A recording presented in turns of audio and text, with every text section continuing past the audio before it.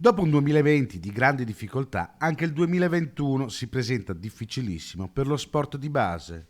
La pandemia ha spostato in avanti gli effetti negativi sulla pratica sportiva dei più giovani, lo rileva il CONI del Veneto. Nell'attività di base abbiamo dati che ci dicono che i ragazzi sotto i 12 anni abbiamo un calo di oltre il 20%, io non voglio chiamarli abbandoni, ma disaffezione alla pratica, disabitudine alla pratica sportiva e dobbiamo rimediare. Abbiamo una moria di società piccole, quelle di quartiere, quelle dell'attività di base molto alta.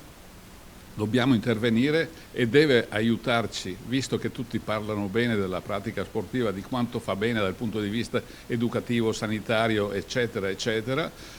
Oltre che parlare, adesso abbiamo bisogno di aiuto dalle istituzioni.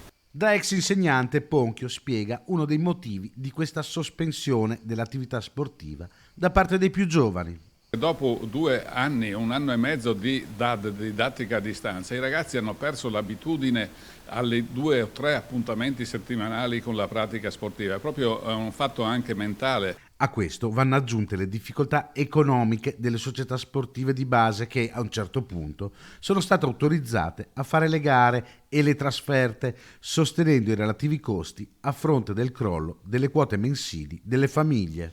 Sono state aperte le gare ma non la pratica dei corsi di base, quindi le società sono in sofferenza. Quindi l'aiuto che chiediamo è immediato per le società, per le ASD di base.